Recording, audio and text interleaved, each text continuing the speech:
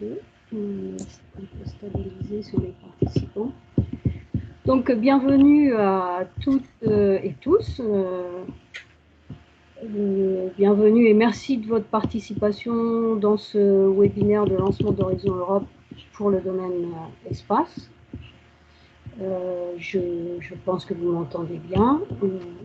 Après le webinaire de lancement du cluster 4 numérique, industrie et espace qui a eu lieu le 27 mai dernier, aujourd'hui nous allons parler plus spécifiquement de la destination 5 qui est le domaine espace au sein de ce cluster. Je me présente, je suis Sylviane Pascal, je travaille au ministère de la Recherche et je suis représentante au comité de programme du cluster 4 pour la partie espace.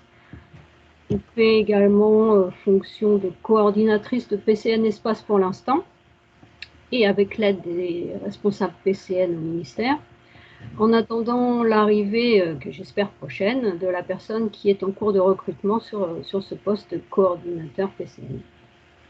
Ce webinaire a été préparé par le PCN Espace, qui comprend Hélène Bonfils, qui est également représentante au comité de programme du cluster 4 pour la partie espace, et Fabienne Davran, qui est membre du PCN Espace. Alors, quelques informations pratiques. Ce webinaire est enregistré. Il sera mis en ligne sous une semaine et disponible sur le site Horizon Europe. .gouv.fr, que je vous invite à regarder très régulièrement car ils seront déposés toutes les informations importantes concernant notre domaine espace en particulier et aussi toutes les informations concernant Horizon Europe en général. Vous aurez donc la possibilité de le revoir.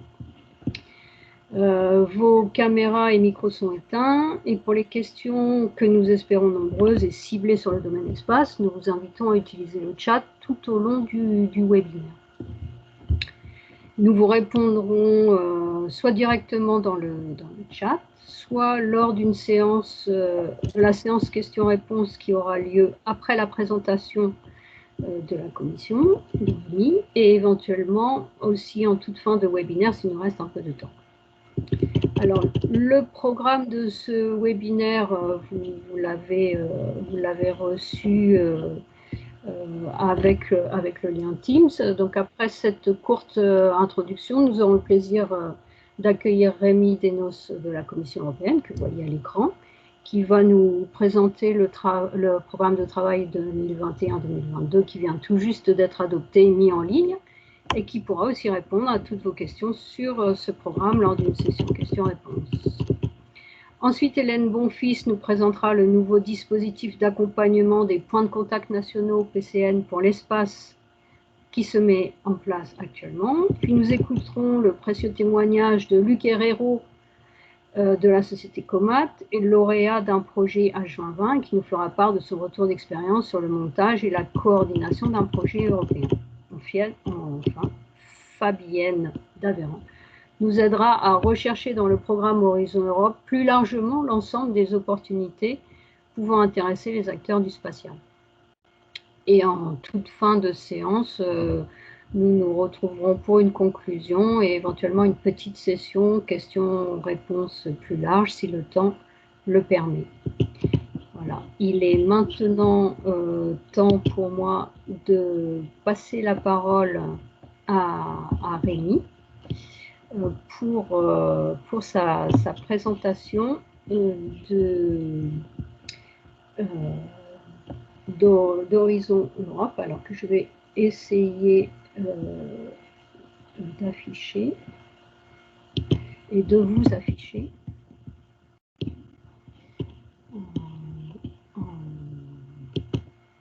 Voilà. À moins Rémi que... Ouais, voilà, on va y arriver.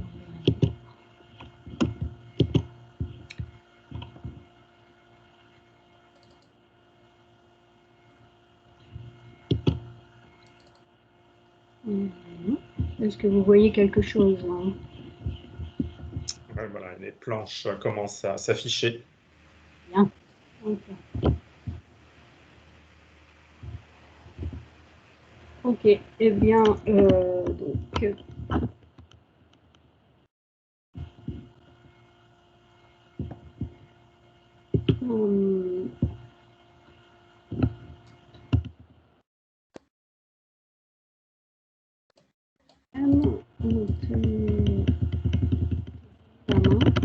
Voilà.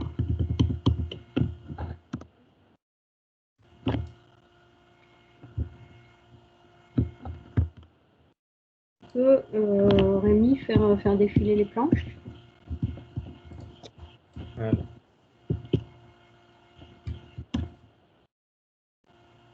Donc, je ne sais pas très bien. Ah, voilà. Tu descends. Voilà. Suivante. Voilà. Encore une. Et voilà. Ok, d'accord. Donc, avec la souris. Ok. Voilà. Eh bien, bonjour à tous. Je ne vous parle pas de l'espace comme Thomas Pesquet, mais donc plus modestement de la nouvelle direction générale des industries de la défense et de l'espace. Et donc voilà, vous avez le privilège aujourd'hui, je pense, ça va être la toute première présentation qui va inclure les sujets du prochain appel, enfin des prochains appels à propositions qui, comme on vous l'a dit, a été adopté il y a 2 jours. Donc c'est vraiment tout frais, tout frais. Et on a des info days de la commission d'ici quelques jours. Donc voilà, vous avez en primeur. Bon, par contre, donc aujourd'hui, ce sera vraiment un survol. Puisqu'on a 20-30 minutes à passer ensemble. Et lors des info days, chaque sujet sera évoqué beaucoup plus en détail. Mais donc voilà, en 30 minutes, je vais essayer de vous donner un aperçu des appels.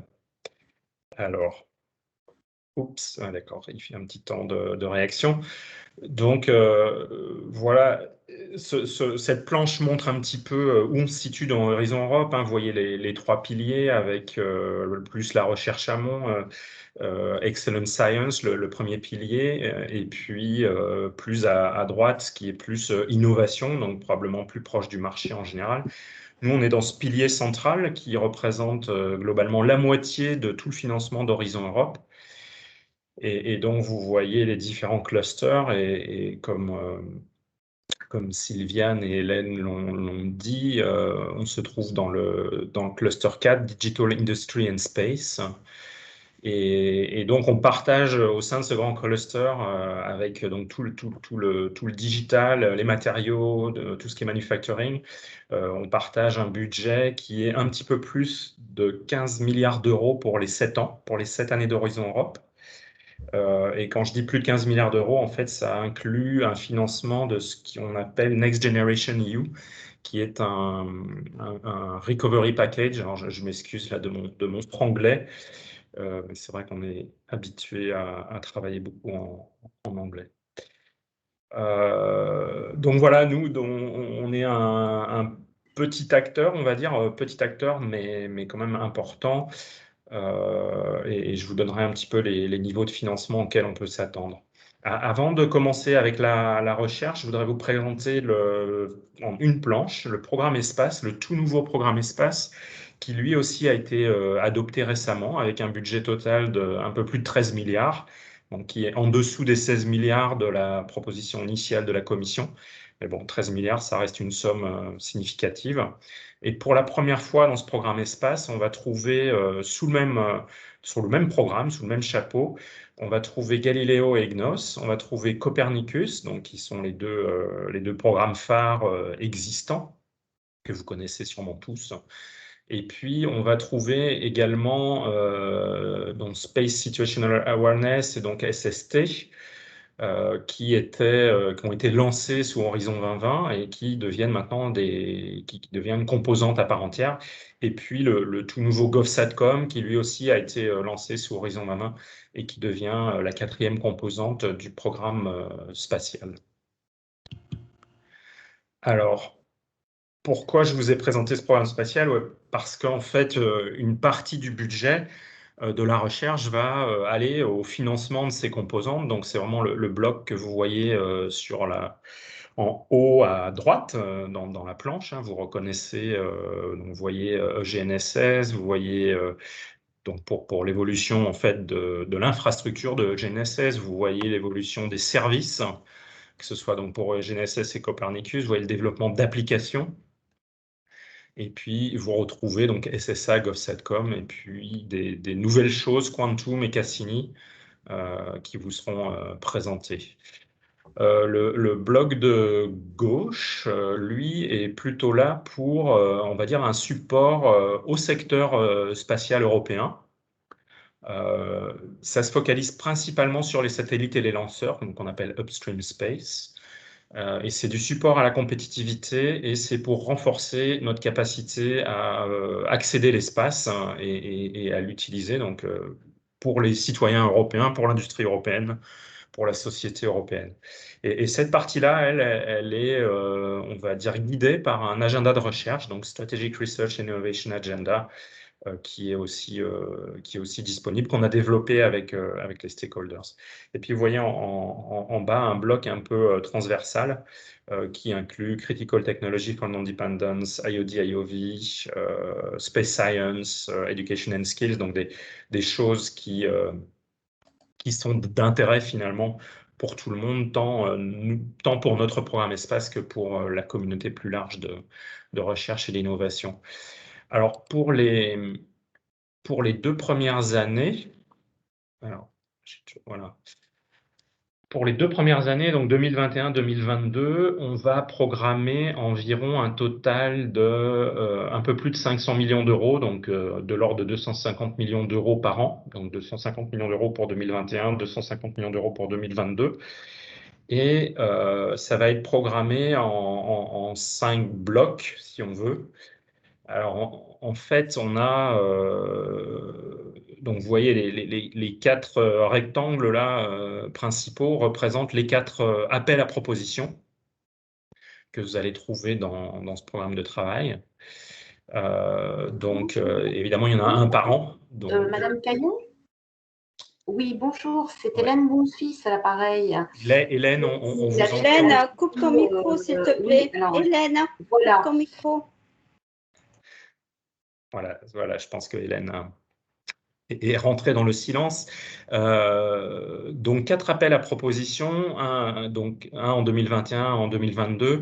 Donc, vous voyez les lettres ici en gras, où vous voyez les années des appels, vous voyez le budget de l'appel. Donc, par exemple, celui-ci fait 136 millions d'euros en 2021. Il y aura 85 millions d'euros en 2022. Et puis, la différence entre le bloc de gauche et le bloc de droite, c'est le mot application. Donc, en pratique, ça va aussi correspondre à différentes agences qui vont suivre les projets. Tout ce qui est plus amont, donc satellite et lanceur, sera suivi par l'agence ADA, qui est le successeur de REA. Et tout ce qui est plus aval, tout ce qui est application, sera plus du côté USPA, donc qui est le successeur de la GSA. Et donc, voilà, comme financièrement, ce sont des flots différents, c'est aussi des appels à propositions différents. Et puis enfin, il y a le dernier bloc, Other Actions, qui sont des actions qui ne sont pas des appels complètement ouverts, on va dire. Ou en tout cas, qui ne sont pas des appels ouverts ni par la Commission, ni par ESPA. Alors, on commence. Voilà.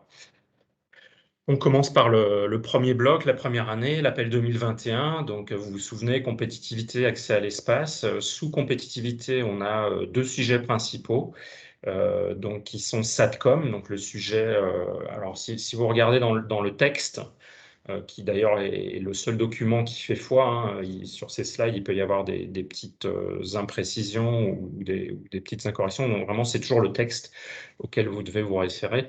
Donc on voit ici le topic code, Horizon Cluster 4 2021 Space 01. Et puis, pour avoir le numéro complet, vous devez ajouter le 11. Et donc, ce sujet numéro 11 ici, c'est sur SATCOM. Et si vous regardez un petit peu plus dans le détail, c'est plus particulièrement sur le ground segment et puis sur des développements de technologies quantiques pour la sécurisation des SATCOM. Alors, vous voyez le petit tableau à côté, vous retrouvez le chiffre 11 et ça vous indique que donc c'est une Research and Innovation Action, donc avec un taux de remboursement de 100% des coûts directs. Ça vous indique qu'il y aura 12 millions d'euros disponibles au total, qu'il est conseillé de venir avec des propositions entre 4 et 6 millions d'euros de financement de l'Union. Et donc, on s'attend à financer deux propositions. Bon, peut-être 3 avec la liste de réserve, mais en tout cas, donc c'est le le first guess, c'est ça. Le deuxième sujet pour la compétitivité, c'est sur le un peu plus long terme, donc l'écosystème spatial du futur. Donc c'est vraiment un petit peu les satellites du futur, si vous voulez, qui incluent des opérations de maintenance en orbite, qui incluent des nouveaux systèmes. Donc vraiment des développements à plus long terme. Là, on a une action de recherche et d'innovation un peu plus modeste, avec 6 millions d'euros au total et 1 ou 2 millions d'euros par projet attendu. Et donc, on espère financer donc 3 projets. Côté lanceur, donc là, on voyait 3 sujets. Le premier sujet, c'est la réutilisabilité, qui est un gros sujet d'actualité, comme vous le savez tous. Et donc là, le choix qui a été fait, c'est de mettre un seul sujet avec vraiment un gros budget. Bon, que nos parties prenantes ne trouvent pas assez élevé, mais enfin, c'est quand même 39 millions d'euros qui sont mis à disposition avec effectivement un seul sujet. Donc l'idée, voilà, au sein d'un seul sujet, il peut y avoir plusieurs technologies, il peut y avoir plusieurs approches, mais l'idée, c'est vraiment d'avoir une approche intégrée et globale sur ce sujet de la réutilisabilité.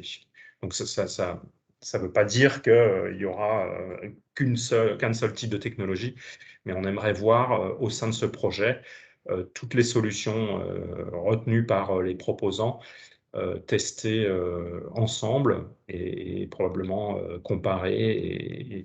Et avec 39 millions d'euros, on peut s'orienter vers de la démonstration.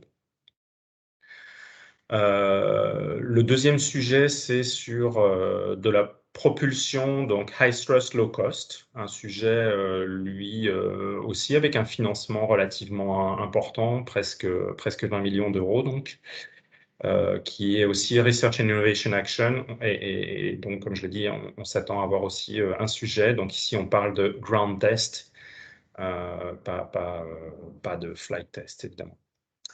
Et puis le sujet 23, donc un peu plus futuriste, voilà, un peu plus ouvert, New Space Transportation Solutions and Services, un budget modeste, 3 millions.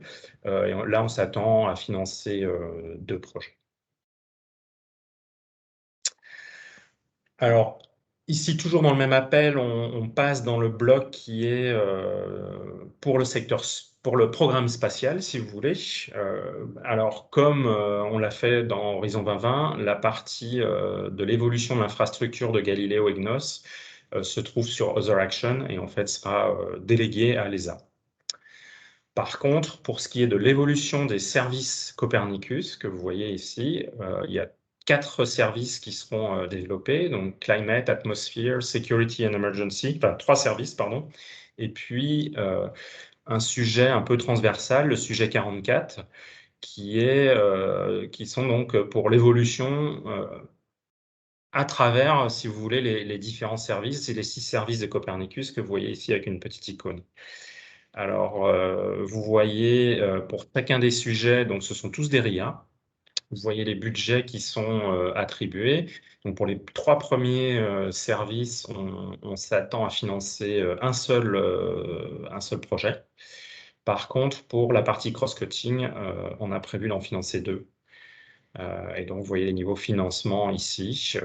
Donc, voilà, ce sont des financements quand même assez importants, hein, on voit ici entre 5 et 11 millions. Donc, il y a moyen quand même de faire des choses intéressantes. L'évolution des services pour GNSS se trouve aussi dans Other Actions. Pour le bloc SSA GovSatcom Quantum, en fait, pour le 2021, il y aura un seul sujet ouvert, on va dire, qui est donc Quantum Technologies for Space Gravimetry. À nouveau, un seul sujet, une RIA, 17 millions d'euros. Donc, c'est un secteur qu'on pense être très prometteur, mais là aussi, on souhaite mettre vraiment une masse critique de financement pour avancer sur ce sujet et pas se disperser avec trop de projets. Cassini, donc, qui est un programme pour le support de l'entrepreneuriat. Donc, on essaye de réunir sous un seul écosystème plusieurs mesures de support, principalement orienté sur les SME, les startups, New Space. Et ça, on verra ça dans Other Actions. Enfin, donc le dernier sujet que vous voyez ici qui est ouvert, c'est pour les technologies critiques, Space Technologies for European Non-Dependence, donc pour améliorer ou pour diminuer finalement notre dépendance. Donc ça sont les sujets particuliers, les technologies particulières sont identifiées par une Joint Task Force, donc Commission EDA, donc European Defence Agency et ESA. Et il y a 4 technologies qui sont mises en avant. C'est pourquoi on s'attend à financer, alors je ne sais plus s'il y en a 4 ou 5, mais en tout cas, on s'attend à financer 4 sujets avec voilà, un peu plus de 10 millions d'euros. Alors ici, on reste, si vous voulez, dans le même type d'appel, mais je vais présenter directement l'appel 2022. Alors pourquoi on vous présente directement 2022? Pour des raisons diverses et variées, la maturation en fait de ce programme de travail a pris beaucoup de temps et on a pris beaucoup de retard. Initialement, on voulait ouvrir l'appel en mai 2021. Et alors, je suis passé sur ce détail, mais la date d'appel, la date d'ouverture de l'appel 2021 est le 28 octobre 2021. Et pour finalement pas ouvrir 2 appels avec quelques mois de distance, on a décidé de proposer d'ouvrir en fait l'appel 2021 et 2022 avec les mêmes dates d'ouverture et de fermeture.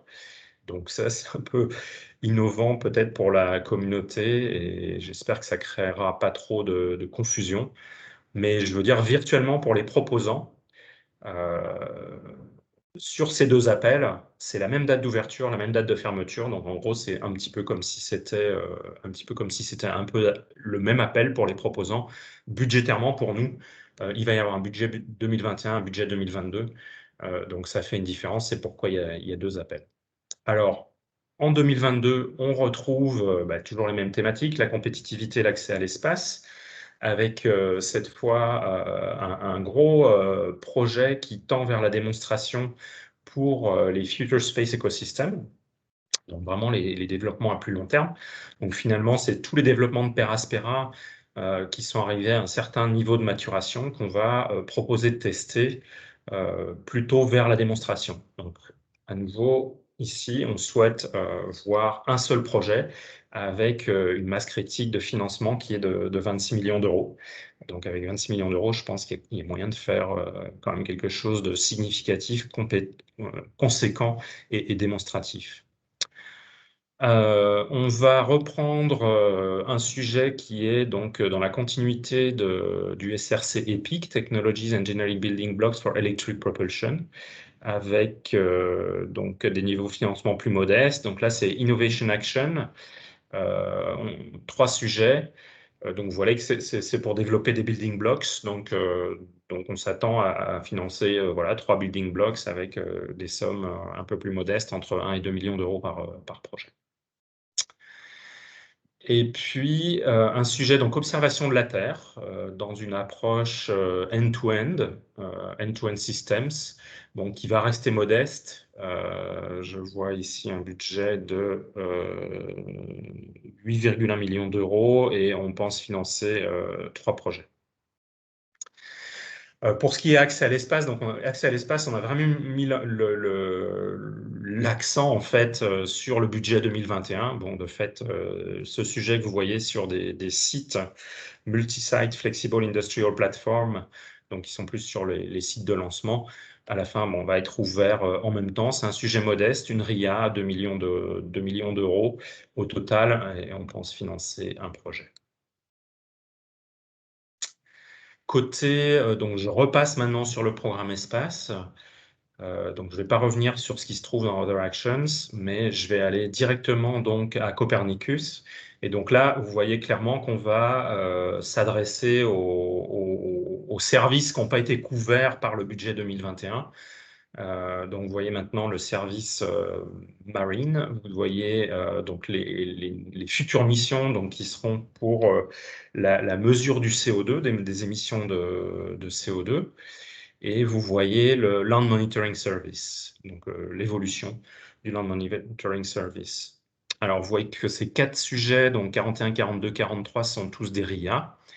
On pense ne financer qu'un projet sur chacun, donc pour l'évolution de chacun de ces services. Et vous voyez les niveaux de financement ici entre 5 et 10 millions d'euros. Côté SSA, le seul sujet qui sera ouvert vraiment at large, on va dire, c'est un sujet Space Weather. Qui est un sujet relativement modeste avec 2 millions d'euros au total. Il y a d'autres sujets Space Weather, mais qui seront réservés au consortium SST. On en parlera un peu plus tard. Côté Cassini, alors je vous ai dit qu'Education and Skill était sous le cross-cutting. Bon, en réalité, on va le mettre sous le programme Cassini. C'est un projet relativement complet qui va demander à vraiment faire une analyse très poussée sur quelle est l'offre du système éducatif en Europe pour le secteur spatial. D'une part, quels sont les besoins du secteur, et puis de mettre en relation l'offre et la demande et de proposer des solutions pour les endroits où il y a peut-être des manques. Donc, c'est une CSA de 3 millions d'euros. Alors, pour le dernier bloc cross-cutting, comme tous les ans, comme c'était le cas tous les ans, on a les technologies critiques pour la non-dépendance, le sujet 81, qui sont donc une RIA, 8 millions d'euros avec 6 sujets. Pardon, je me trompe, de 10 millions et demi d'euros avec 4 sujets. Et enfin, donc Space Science and Exploration Technologies, un sujet qu'on a aussi eu sur Horizon 2020. Donc pour financer cette fois-ci de l'ordre de 6 sujets avec un budget total de 8 millions d'euros. Alors j'espère que je ne prends pas trop de retard sur le programme. On va rentrer maintenant dans le deuxième bloc, donc dans les appels 21-22 pour les applications. Et donc ça se concentre vraiment sur les applications pour l'utilisation de EGNSS et l'utilisation de Copernicus. Donc vous voyez les montants ici, 32,6 millions d'euros en 2021, 48,1 millions en 2022. Donc à la fin, ça fera un total de quasiment, je vais le dire comme si on le disait en Belgique, un petit peu plus de 70 millions d'euros. Et alors pour les dates, comme c'est l'agence ESPA qui va s'occuper en fait de ces appels, elles doivent encore être fixées, mais pour la première année, je vous le dis d'ores et déjà, on va essayer de maintenir pour 2021 la même date d'ouverture que l'appel ADA en fait, donc que l'appel compétitivité lanceur. Alors il y a des dates pour 2022 qui sont déjà affichées, donc bon, voilà, prenez-les comme temporaires et tout ça sera reprécisé en temps utile. Alors, côté EGNSS et Copernicus, on a pour la première fois un sujet qui inclut les deux, EGNSS et Copernicus, donc des applications qui vont pouvoir servir le Green Deal européen, donc qui est un ensemble de mesures intégrées pour avancer sur ce Green Deal. Donc ça, c'est le sujet 51. Alors, je vois... Voilà, donc il est ici le premier sujet ici. Alors, vous voyez qu'il y a quand même 14 millions d'euros qui sont mis à disposition et 5 projets qu'on souhaite financer. Donc, ce qui fait quand même une bonne contribution. Ensuite, on a côté EGNSS donc des applications pour la sécurité et les situations de crise. Donc, avec donc ce sujet 52. 3 projets proposés avec un budget total de 9,3 millions d'euros. Donc, des actions d'innovation. Vous voyez qu'ici, dans tout ce tableau, ce sont des actions d'innovation, soit un financement à 70%.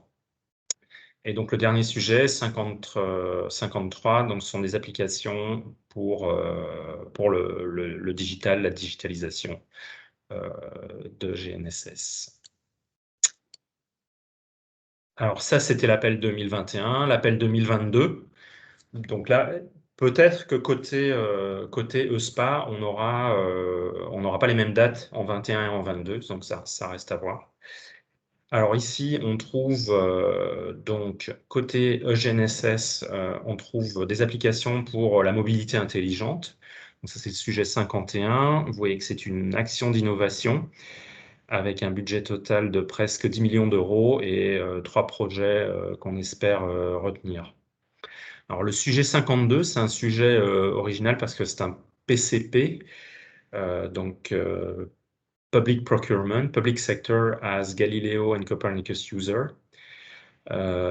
Ici, on a l'intention de retenir, donc, alors j'ai même presque du mal à lire mes propres planches sur l'écran, mais je vais regarder ici sur mon écran où je vois un petit peu mieux. Alors attendez, donc 51.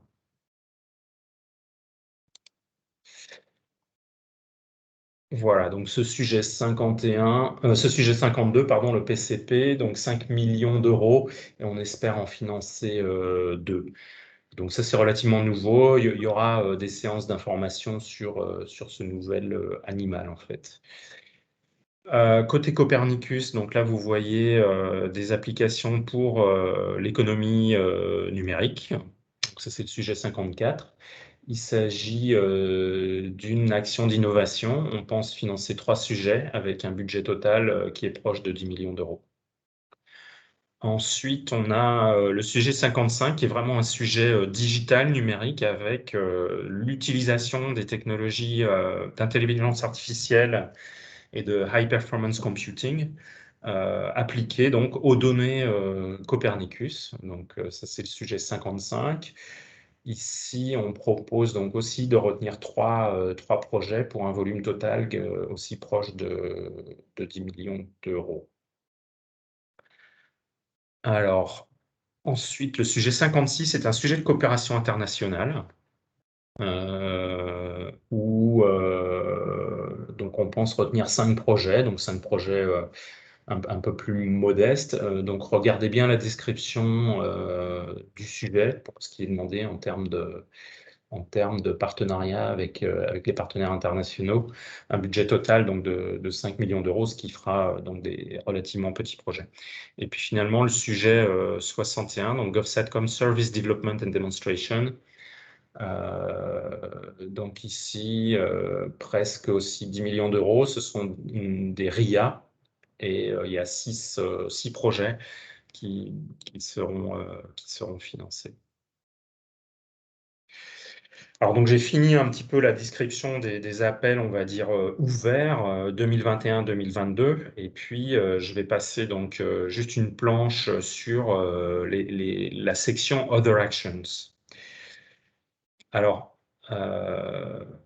dans Other Actions, on va trouver, donc vous voyez les 5 sujets SST, donc pour le EUSST Mission and Services, pour l'évolution de SST et STM System Architecture, pour des Space-Based SST, pour des capteurs, pour du processing, donc des signaux de ces capteurs, pour SST Networking, Security Data Sharing.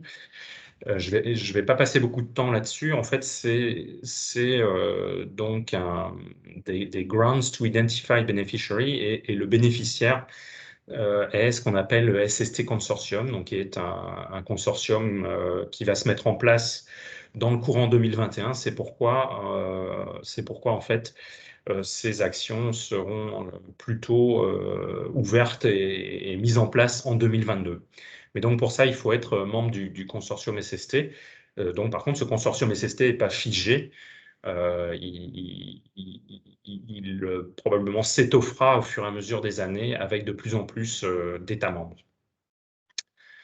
Mais donc en tant que, on va dire, participant individuel, on ne peut pas postuler à ces sujets. Par contre, les États membres qui font partie du consortium SST, et pour lesquels les projets seront retenus vont, eux, à leur tour, ouvrir probablement aux acteurs nationaux des appels à propositions pour faire tout le travail qui est demandé ici. Donc, comme je vous l'ai dit, l'évolution de GNSS, tant les missions que les services, ça, ce sera fait sous la forme de public procurements, ainsi que le support à l'entrepreneuriat avec le programme Cassini. Alors, tout ce qui est ce qu'on appelle donc des indirectly managed actions, ça veut dire en gros que la commission va déléguer à des agences, donc comme l'ESA ou comme ESPA, certains budgets. Donc, comme c'était le cas déjà sous Horizon 2020, on voit que nous avons délégué à l'ESA GNSS Upstream. On va déléguer à l'ESA aussi donc des travaux sur Space Weather and NEO, donc ça c'est dans le cadre de SSA, et puis du développement technologique pour GovSatcom, et enfin le programme IOD-IOV, donc on a mis sous le chapeau de Cassini, mais qui est en réalité la continuité du programme IOD-IOV en cours sous Horizon 2020. Et alors, quand je vous ai parlé des appels à propositions ESPA, alors en fait, ils apparaissent, pour des raisons, on va dire, purement budgétaires, ils apparaissent en fait dans la section Other Actions. Donc je vous les ai décrits au même niveau que la partie principale du programme de travail. En réalité, la différence entre l'agence exécutive ADA et l'agence ESPA, c'est que donc l'agence ESPA n'est pas une agence exécutive, c'est vraiment une agence de plein droit. Et donc, budgétairement, on lui délègue, si vous voulez, les fonds, et c'est le ESPA, c'est l'agence qui, formellement, ouvrira l'écho, les appels à propositions, et organisera la sélection, mais elle le fera vraiment de la même manière que ADA et en suivant les règles Horizon Europe. Donc, pour vous, ce sera normalement tout à fait transparent. Par contre, le programme final et effectif, vous le trouverez dans le Participant Portal à un autre endroit que les appels ADA. Alors bon, ça va vous compliquer un peu la vie pour les participants, mais pour trouver les appels, mais après pour postuler, le processus devrait être le même. Voilà, ce sont des petites distinctions. Alors, côté règles de participation, donc évidemment pour le programme SST, comme je vous l'ai dit, c'est un règlement particulier, et donc c'est pour ce qu'il y a dans Other Actions, les règles d'éligibilité sont dictées par le programme Espace et pas par le programme Horizon 2020. Donc ça, c'est prévu par Horizon Europe, pardon. Donc, le programme Horizon Europe prévoit que pour certains sujets, on doit se référer aux règles de participation du programme Espace. Donc, c'est évidemment le cas de tout ce qui est SST, et ce sera aussi le cas pour l'appel à proposition 61 sur GovSatcom que je vous ai présenté un petit peu plus tôt. Et alors, une nouveauté qui est liée, vous savez que l'Union parle de plus en plus d'autonomie stratégique, même si c'est une autonomie stratégique ouverte. Donc, sur un certain nombre de sujets, on veut renforcer notre autonomie, on veut réduire notre dépendance. Et il y a un article dans Horizon Europe qui s'appelle l'article 22.5 qui permet de limiter ou de restreindre la participation. Et dans un premier temps, cette participation, alors c'est pour ça qu'on prend jusqu'au mois d'octobre avant l'ouverture des sujets. Dans un premier temps, on propose de limiter la participation aux 27 États membres, à la Norvège et à l'Islande, donc qui sont deux pays EEA avec lesquels l'Union européenne a des accords spécifiques. Et puis, d'ici le mois d'octobre, on va voir avec les pays en cours d'association, puisqu'en fait, les association agreements avec Donc avec le Royaume-Uni, c'est encore un cas un peu spécifique, mais avec, je sais pas, la Serbie, Israël, la Turquie, donc tous ces pays sont en train de négocier leur Association Agreement. Et donc là, l'Union souhaite voir un certain nombre de garanties par rapport à ces sujets d'accès à l'espace, par rapport à ces sujets où vous voyez des services de sécurité de Copernicus, par rapport à ces sujets quantum technology qui sont vraiment très sensibles, et par rapport à ces sujets donc de critical technology for European non-dependence. Donc là, l'Union souhaite avoir un certain nombre de réassurances sur les partenaires qui ne sont pas EU27 ou la Norvège ou l'Islande, avant d'ouvrir finalement la participation. Donc c'est un peu le sens de ces articles, et c'est la raison pour laquelle ils n'ouvrent qu'en octobre. Voilà, donc je voulais juste finir sur cette planche qui dit que, alors peut-être que Fabienne en parlera plus tard, mais on a pour la première fois fait un gros effort pour que, à travers tout le programme Horizon Europe, on insiste vraiment que quand il s'agit de données, donc pour le GPS européen, ou que ce soit de données d'observation de la Terre produites par Copernicus, vraiment les proposants donnent une préférence, ou en tout cas utilisent, si possible, d'abord ces services que l'Union finance, donc ce qui semble un petit peu naturel. Et donc, vous allez voir des références à ça, donc avec un texte qui est assez, donc qui est ici en rouge, qui est assez ferme, on va dire, qui dit, voilà, si vous utilisez des services de géolocalisation qui sont basés sur des satellites ou de l'observation de la Terre basée sur satellites aussi, eh bien, utilisez d'abord GNSS et Copernicus. Ça ne vous empêche pas d'utiliser d'autres services, mais puisque l'Union finance ces services, eh bien, on vous encourage, on fait plus que vous encourager à les utiliser. Ce qui va en même temps donc aussi augmenter le volume d'activité. Donc cette planche-là, je ne vais pas passer beaucoup de temps là-dessus. J'imagine que le service NCP va certainement vous rappeler que le 23-24, on a des RNI Days en ligne, que les 29 et 30, il y a donc des Info Days du Cluster 4, et la partie espace, ce sera l'après-midi du 29. Donc comme je vous l'ai dit, on passera plus de temps avec vraiment les collègues impliqués dans chaque sujet qui seront là pour répondre à vos questions.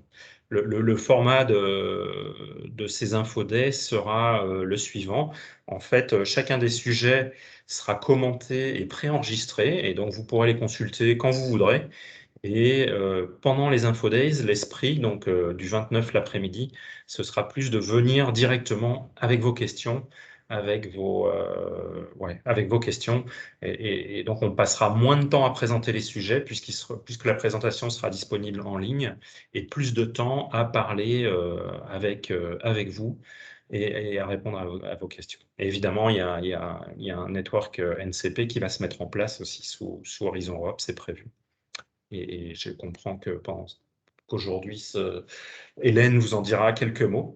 Donc voilà, je vais m'arrêter ici. J'espère que je n'ai pas trop débordé sur le timing.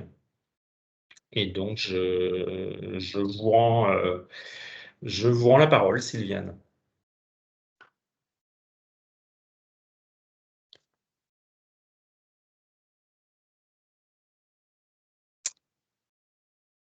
Et Sylviane, je ne sais pas si vous parlez, mais je ne vous entends pas. Ouais, je ne t'entends pas, Sylviane. Ah, Hélène, pardon. Alors, Oui, vous m'entendez? oui, voilà, je vous entends. Oui, donc non, j'ai rien ajouté par rapport à votre présentation. Moi, je suis inquiète parce que je ne vois aucune question sur le chat. Il y a deux questions que je peux vous relayer, Rémi. Oui. Donc, en fait, il y en a une qui concerne la participation donc, de ces États associés, dont on a compris qu'effectivement, il y a beaucoup de questionnements et il faudra donc attendre, au moins pour certains appels, la fin octobre et la publication officielle, mais il y a une question qui se pose sur que doivent faire les répondants. Quel serait votre conseil par rapport à ces pays associés, sachant aussi que le Royaume-Uni devrait rejoindre la liste de ces États associés. Donc, quel comportement avoir avec ces partenaires potentiels pour préparer les projets? Est-ce que votre recommandation serait de plutôt éviter, attendre? Voilà, c'est une question un peu piège, ou peut-être, je ne sais pas si vous aurez des réponses, mais ça c'est la première. Et puis je vous pose aussi la deuxième tant que j'y suis. Donc vous avez dit que l'école SPA serait publiée sur le funding portal, là, si j'ai bien compris, mais pas au même endroit que des autres appels. Hein. Vous avez dit qu'il serait sur le funding portal, mais à un autre endroit. Donc, est-ce que là-dessus, vous auriez un peu de détails? Parce que c'est quand même, je pense, assez important pour nos futurs répondants. Voilà, merci Rémi. D'accord. Alors, je vais répondre sur la deuxième question d'abord, qui est la plus facile. Donc, bon, voilà, à nouveau, c'est vraiment pour des raisons budgétaires qu'on a dû faire cette distinction entre les deux appels. L'intention, c'est que ESPA va publier des sujets qui seront exactement ceux que vous avez au jour d'aujourd'hui, donc dans le texte qui est publié, dans la partie Other Actions. Donc déjà maintenant, si vous voulez voir les appels ESPA, vous n'allez pas les voir dans la partie principale, si vous voulez, du programme de travail. Donc la partie principale du programme de travail, c'est vraiment la commission qui la publie. Et c'est la commission qui organise donc l'ouverture, l'évaluation, mais elle le fait à travers une agence exécutive qui est donc ADA. ESPA est une agence indépendante et donc elle va publier son propre appel, mais le texte qu'elle va utiliser, les sujets, les financements, les instruments seront les mêmes que ceux qui sont publiés au jour d'aujourd'hui dans Other Actions. Donc ça, c'est vraiment l'intention. Simplement, on a découvert ça assez tard et donc ESPA est en train de mettre en place toutes leurs procédures internes pour pouvoir publier en leur nom les appels, mais effectivement, elles seront publiées sur le Participant Portal dans un document qui sera différent. Donc, mais je pense que voilà, avec le moteur de recherche du Participant Portal, ça devrait être relativement facile de trouver ces sujets. Donc, effectivement, au jour d'aujourd'hui, on va dire virtuellement, les sujets ne sont pas publiés, on va dire, par ESPA. Ils sont publiés par la commission pour information. De toute façon, il n'y aura aucun problème pour que les gens trouvent les appels parce qu'on leur donnera le lien. Ça, il n'y a aucun souci. Ils n'auront pas besoin de chercher.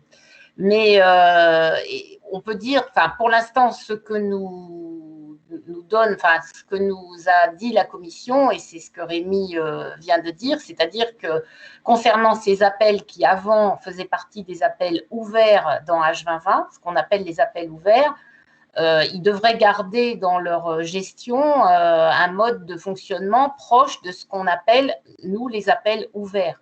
Et ils seront plus proches de cette gestion-là. Et pour vous, ça sera comme des appels ouverts et beaucoup plus proche de ceux-là que de ceux qu'on avait avant dans les overactions pour lesquels, des fois, il était plus difficile d'avoir des informations.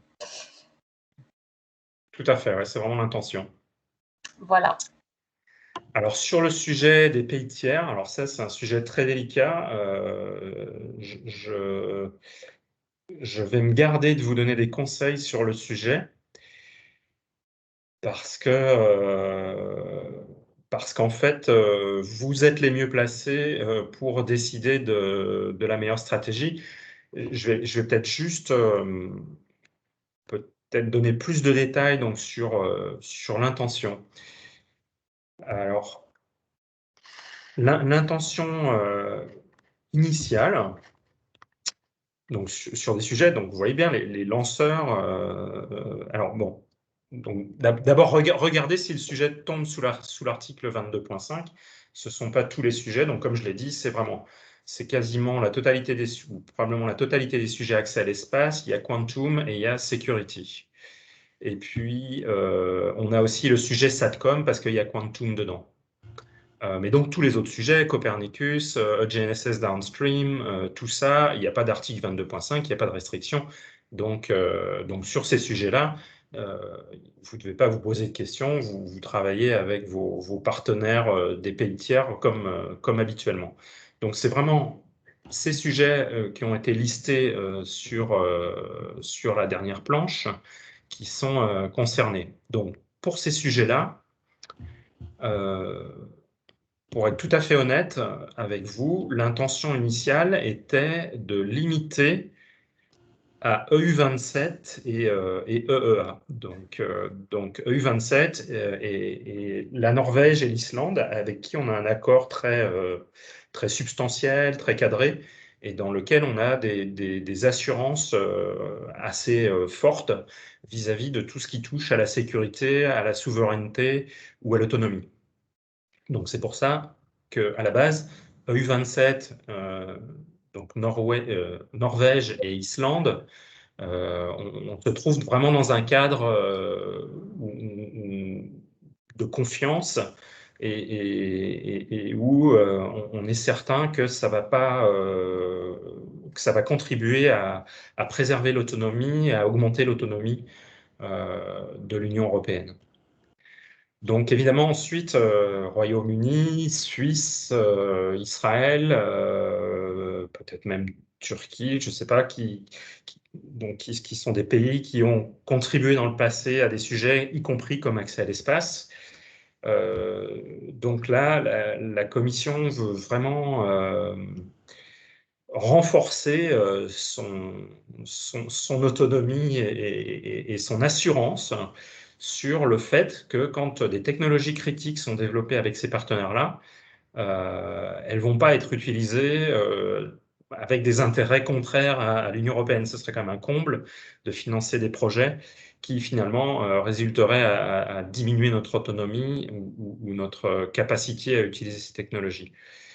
Donc, entre maintenant et octobre, on va mettre en place un processus de screening, c'est-à-dire que des conditions vont être définies, qui sont principalement des conditions sur donc la propriété intellectuelle, sur qu'est-ce qui se passe en cas d'investissement étranger. Ça veut dire qu'en cas d'acquisition par des pays hors de l'Union d'une entité qui va postuler, et donc il y aura 3 ou 4 critères sur ces cadres-là qui vont être exposés aux pays tiers, et les pays tiers devront nous fournir à l'Union des éléments pour nous assurer en fait que la propriété intellectuelle sera satisfaite, que en cas de rachat, la technologie, on ne va pas aller ailleurs et pire encore, les pays de l'Union ne pourraient plus l'utiliser. Et donc tout ce processus devrait se faire entre maintenant et octobre. Et donc j'espère qu'en septembre-octobre, on aura les idées claires sur la situation. Alors, vous voyez les dates d'ouverture, c'est de octobre à février. Donc, je dirais, techniquement, même si vous mettez en travail qu'en septembre-octobre, je pense qu'il y a moyen de faire un projet tout à fait correct et de bonne qualité, avec les dates d'ouverture et de fermeture qui sont proposées. Donc c'est vraiment ça l'approche qui a été retenue, c'est-à-dire on a vraiment retardé l'ouverture de l'appel, donc qui aurait dû être en mai, en octobre, pour permettre de clarifier la situation vis-à-vis de ces pays tiers, et tout en laissant entre octobre et février un temps suffisamment important pour les gens qui voudraient proposer avec ces pays tiers des projets. Rémi, je pense que concernant la Suisse, il y a plus trop de doutes compte tenu de l'arrêt des négociations, parce que tu as parlé de la Suisse, mais en fait, je crois que la Suisse, il n'y a aucun espoir que la Suisse rentre dans les négociations à un moment ou à un autre. Alors, tout à fait. Hein. Là, donc là, La situation, c'est qu'en fait, il y aura probablement, même avec les États membres où ça se passe, on va dire, bien, les accords d'association ne seront signés probablement qu'en décembre 2021 ou plus tôt. Donc, il y aura Donc la toujours Suisse n'est pas concernée très clairement de non, mon non, point tout à de vue. fait. Ne prévoyez pas de Voilà, parti. voilà. En fait, ne prévoyez pas de partenaire suisse, clairement. Ouais, ouais. C'est la Suisse, son cas est réglé, on va dire. Elle se l'est réglée toute seule. Ils se sont retirés des négociations. Pas de Voilà. partenaire suisse financé par l'UE, et pas dans les trois partenaires pour 3 pays européens ou associés. Mais il faut toujours avoir des Suisses dans les projets en dehors du 22.5 aussi. Alors, je crois que la situation avec la Suisse est vraiment plus grave que ça. Pas sur ces projets-là, Sylviane. Je pense que c'est vraiment l'association de la Suisse. Non, la Suisse ne serait pas éligible dans ces projets-là, non. Ouais. Donc, pour la Suisse, ce n'est pas spécifique à 22.5. C'est vraiment sérieux. Enfin, sérieux. Peut-être qu'en tant que PCN, on peut aller un petit peu plus loin dans les conseils. En fait, il y a une analyse de risque à mener, comme on l'a souvent répété pendant la période pré-Brexit. Il y a des projets où, ayant été en contact avec certaines entités qui sont en train de monter des réponses, en particulier sur les démonstrateurs, ça ne va pas être si simple que ça de démarrer fin octobre pour certaines propositions. Donc, c'est à chacun de voir ceux qui sont en train de démarrer actuellement un consortium et qui estiment que ce n'est pas compatible, la taille du projet n'est pas compatible avec une attente et une inconnue jusqu'à fin octobre pour savoir exactement quels sont les pays qui pourraient éventuellement devenir éligibles. Dans ces cas-là, vous devez adapter en fonction je dirais, du risque. Il y a des projets, certains, ça dépend de la taille du projet. Si votre projet est compatible d'une attente fin octobre, vous pouvez peut-être vous permettre, ou alors prévoir un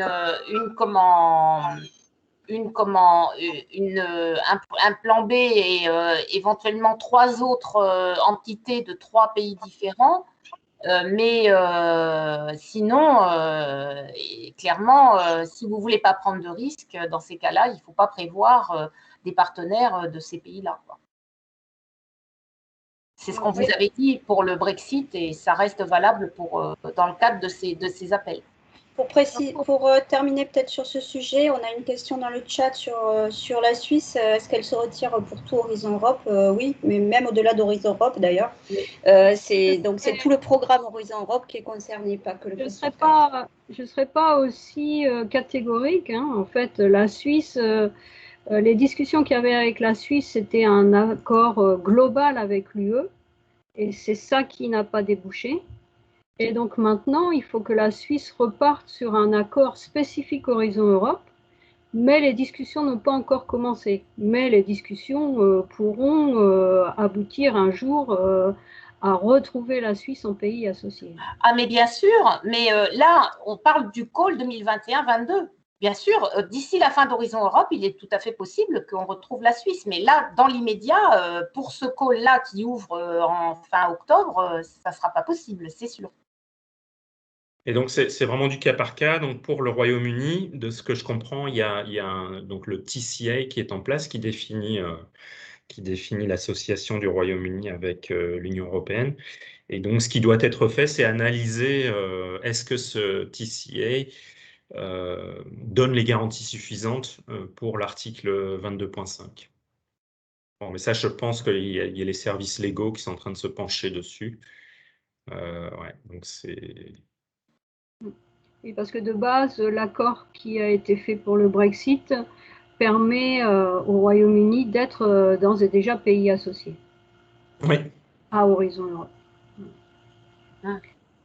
Une dernière question, peut-être dans le chat, il y avait la question sur est-ce qu'il y a des appels qui sont ouverts dès le 22 juin dans les Other Actions, alors que les autres sont ouverts fin octobre.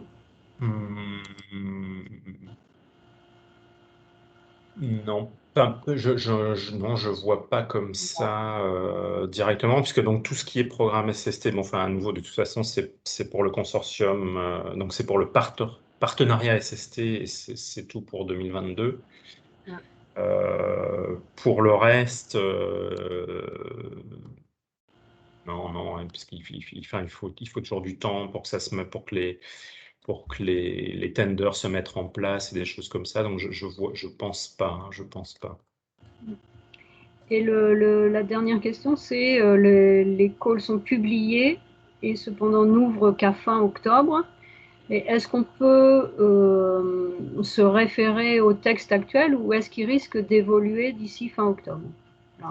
Alors donc l'intention entre maintenant et fin octobre, c'est vraiment de ne pas... donc il y a un amendement qui est prévu, mais cet amendement est prévu pour actualiser les conditions de participation pour les pays tiers. Uniquement. Et donc simplement, on aurait pu ouvrir les autres sujets donc, pour lesquels il n'y a pas de problème finalement. On aurait pu les ouvrir en mai.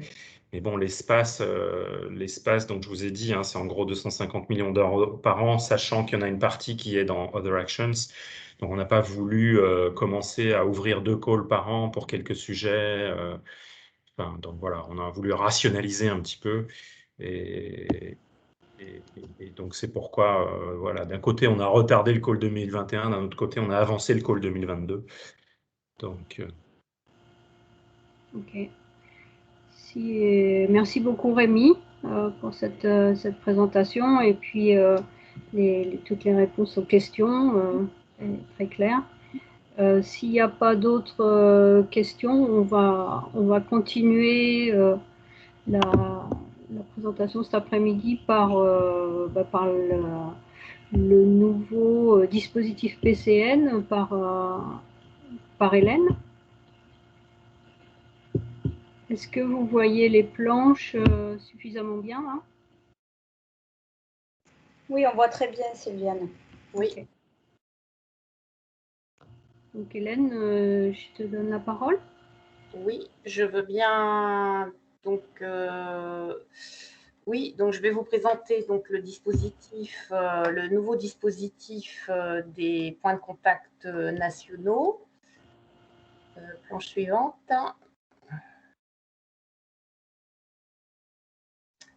Donc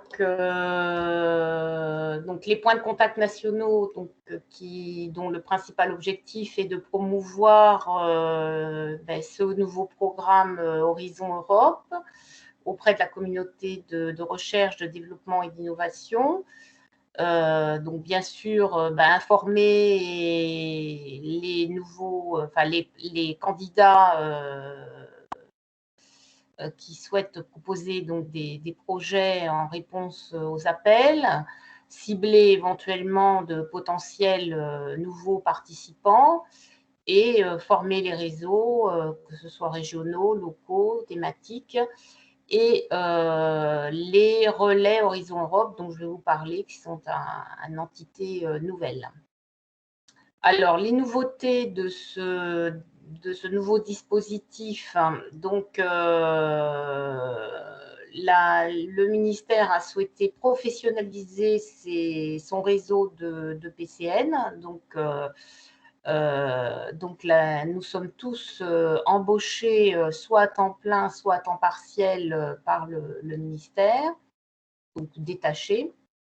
Nous avons un nouvel outil de communication, en particulier avec les webinaires. Donc, c'est un petit peu le Covid qui a fait découvrir à tout le monde les webinaires, la généralisation des webinaires. Et puis, bon, bien sûr,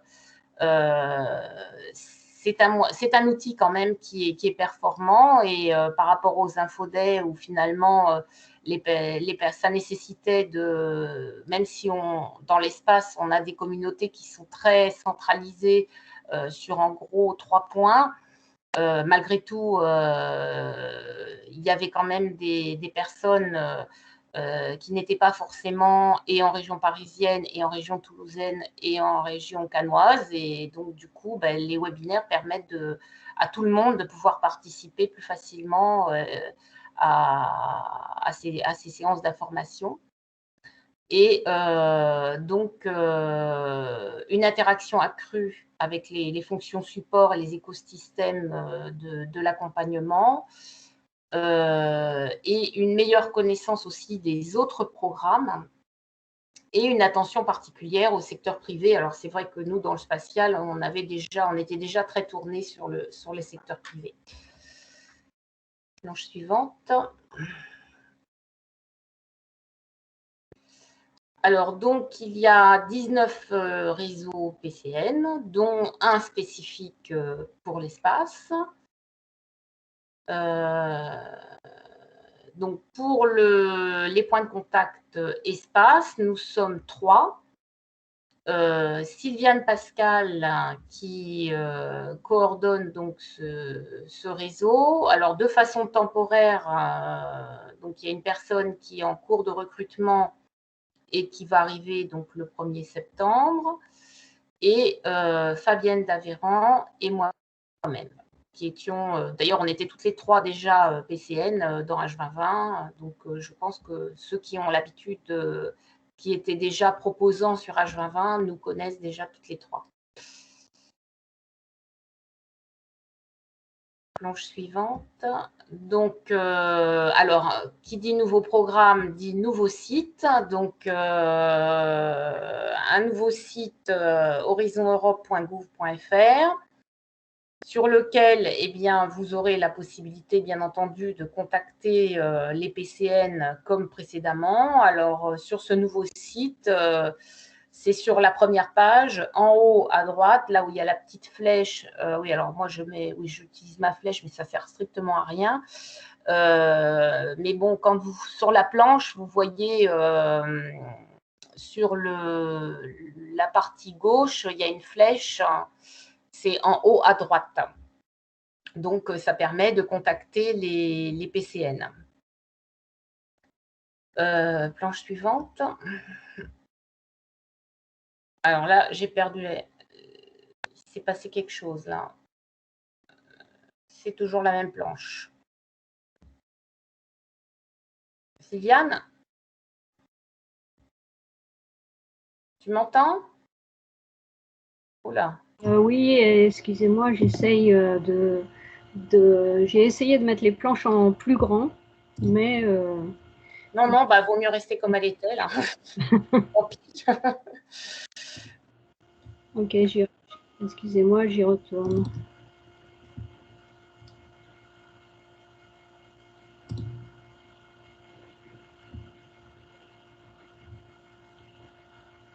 J'y retourne, s'il veut bien.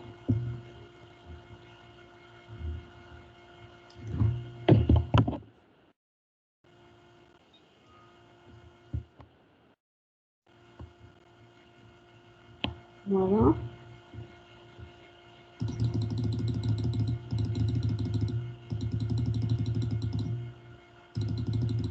Et on a déjà beaucoup avancé. On en était ici. Voilà. Voilà. Et alors, donc, les relais Horizon Europe, dont je vous ai parlé brièvement tout à l'heure, qui constituent en fait un deuxième cercle par rapport au PCN. Donc, sont des personnes qui, dans le cadre de leur fonction, peuvent démultiplier l'action des PCN. Ça peut être des chargés d'affaires européennes, des correspondants Europe, des consultants, dans les pôles et également, on a même des anciens PCN H2020. Donc, ce sont des des interlocuteurs privilégiés, bien entendu, des PCN. Et ils sont affiliés par le MESRI pour une période de 2 ans et ils sont censés, bien entendu, diffuser l'information qui sont déjà et démultiplier les informations qui sont déjà diffusées par les PCN. Planche suivante. Je reviens brièvement sur le site horizoneurope.gouv. Donc, sur ce site, vous allez trouver en gros ce que vous trouviez déjà sur le précédent site H2020, c'est-à-dire bien entendu les programmes avec les appels et puis toutes les informations dont vous pouvez avoir besoin par rapport à ces appels. Bien entendu, tous les événements organisés au niveau français et webinaires français et européens. Les lives, maintenant, il y a aussi beaucoup d'enregistrements. Donc, bien sûr, tout ça sera tout ça sera noté et vous aurez accès à toutes ces informations. Également des témoignages et des conseils de lauréats, les programmes de soutien nationaux et régionaux, des fiches des FAQ et conseils, et puis également du suivi des statistiques. Voilà, donc voilà à peu près tout ce que vous pouvez trouver sur ce site. Je vous remercie. Ok, merci Hélène. On va maintenant donner la parole à Monsieur Luc Herrero, Innovation Manager chez Comat, et qui a bien voulu nous faire part de son témoignage en tant que lauréat d'un projet H2020 qu'il a monté, qu'il a gagné et qu'il pilote maintenant en tant que coordinateur. Alors, Monsieur Luc, il faut que je vous trouve dans la liste des participants pour pouvoir vous donner la parole. Est-ce que vous le voyez? Oui, voilà. Présentateur. Luc, est-ce que vous souhaitez passer vous-même les planches? Je veux bien passer les planches. Tout le monde m'entend là, c'est bon? Moi, oui. Oui, très bien. Ok, ça doit marcher. Oui, c'est bon, Luc. On t'entend. Parfait. J'ai passé mes planches. Alors,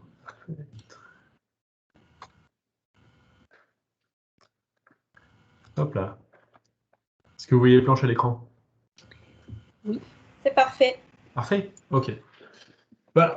Bonjour à tous. Donc nous, on va témoigner par rapport au projet européen que nous avons gagné donc en 2019, déposé en 2019 et qui a commencé en 2020, d'accord. L'idée pour nous, c'est voilà, de développer nos technologies, donc la technologie Plasma Jetpack, à travers des projets européens et des compétences européennes auxquelles on peut avoir accès. Alors, au début de la présentation, j'ai quelques chiffres clés sur l'entreprise Comat. D'accord. Comat, c'est une entreprise toulousaine de 100 personnes, 10 millions de chiffre d'affaires en 2019. On investit 1 million de R&D annuel dans le développement de nos produits, d'accord. Produits qu'on exporte dans toutes les grandes zones commerciales qui font des petits satellites. Voilà. Des satellites de moins de 100 kg. Alors, j'ai des planches de présentation de l'entreprise, je le fais très rapidement, je passerai plus de temps sur le reste. Alors, Comat, au début, c'était créé en 77. Au début, c'était vraiment dédié à la science en microgravité, aux expériences dans Salyut, dans Mir et maintenant dans la Station spatiale internationale. Donc, on a beaucoup d'héritage sur les équipements spatiaux, donc tout ce qui est incubateur physique et incubateur biologique. Voilà. Manip physique et incubateur biologique. Et on a commencé une mutation en 2008, donc vers tout ce qui est systèmes spatiaux et extravéhiculaires. Donc là, c'est ce que vous voyez sur la planche de gauche. D'ailleurs, si je mets le laser, vous me dites, vous voyez le laser quand je le mets là? Oui, Bon. oui, c'est bon, on le voit. Ok, voilà. Donc sur la planche de gauche, on développe des mécanismes spatiaux pour les satellites, d'accord? Donc les systèmes de pointage d'antenne, les systèmes de pointage du miroir, des systèmes de pompage, de boucles pour le refroidissement des satellites télécoms, ok? Donc tout ça, c'est des développements qu'on fait en collaboration avec l'ESA, le CNES, les grands industriels européens. Et on faisait donc beaucoup de ce type de développement, d'équipements qu'on appelle à la demande. Et là, on veut muter notre entreprise vers des équipements qui sont des équipements off-the-shelf, sur étagère, qu'on va vendre à un marché beaucoup plus large, c'est ce qu'on décrit à droite, qui est le marché du New Space. Et dans ce cadre de la mutation d'entreprise, donc on développe 4 lignes de produits, donc des roues de réaction, des moteurs à plasma, des actuateurs rotatifs. Eh bien, donc on utilise nos fonds propres et des fonds, différents fonds, pour développer nos produits et développer notre offre et changer notre business model. Aller vers d'un business model qui est développement d'équipements à façon, du développement d'équipements sur étagère. Donc on passe de la haute couture au prêt-à-porter, des prêt-à-porter qu'on diffuse plus massivement à travers le monde. Donc ça donne le contexte de l'entreprise. Et moi je pense que par exemple, là, donc tout au long de la présentation, je vais essayer de donner mon point de vue sur ça. Ce contexte d'entreprise est très très important quand on monte un dossier européen, de bien expliquer le contexte de l'entreprise, dans quelle phase de développement on est et comment on veut faire muter notre entreprise. Donc dans quel cadre va s'inscrire ce projet et ce développement, cette subvention européenne. Alors, voilà, j'ai prévu, il n'y a pas beaucoup de slides, une dizaine de slides avec une présentation globale du projet, du consortium, la façon dont on manage ce projet, et ensuite des conclusions qui seront la liste des recommandations qu'il me semble intéressant de pouvoir faire. Alors, une fois qu'on a défini voilà, une feuille de route pour l'entreprise, des produits, donc des produits innovants, donc nous on a répondu au projet européen Horizon 2020 Research in Action, donc on est vraiment dans la section où la recherche et la technologie se mélangent encore, d'accord? Et dans ce RIA, donc nous c'est le call in Space Electric Propulsion and Station Keeping. Ce qui est très important quand on souhaite participer à des projets européens, je pense, c'est de bien sélectionner le call. Donc ça paraît quelque chose d'évident, mais c'est pas du tout évident pour tout le monde. J'ai parlé avec beaucoup de PME et c'est vrai qu'ils sont un peu perdus. Donc c'est bien comprendre dans quel call s'inscrit notre produit, notre développement. Et même si ce call-là, c'est pas l'année où on veut le faire, en 2018, c'est l'année d'après, il vaut mieux attendre le call qui correspond exactement à ce qu'on fait pour pouvoir participer. Sinon, sur les autres calls, si vraiment on est en dehors du scope, on a très très très peu de chances de se faire financer. Alors, par exemple, donc, le call auquel on a participé, c'est le Space 13, c'était donc un budget total d'une dizaine de millions d'euros, 1 million d'euros pour les développements inférieurs à TRL4 et entre 1 et 2 millions d'euros pour les projets GTRL supérieurs à TRL4. Nous, on était dans ce cas-là, on a eu 1,7 million d'euros pour développer notre technologie et notre produit et nos building blocks.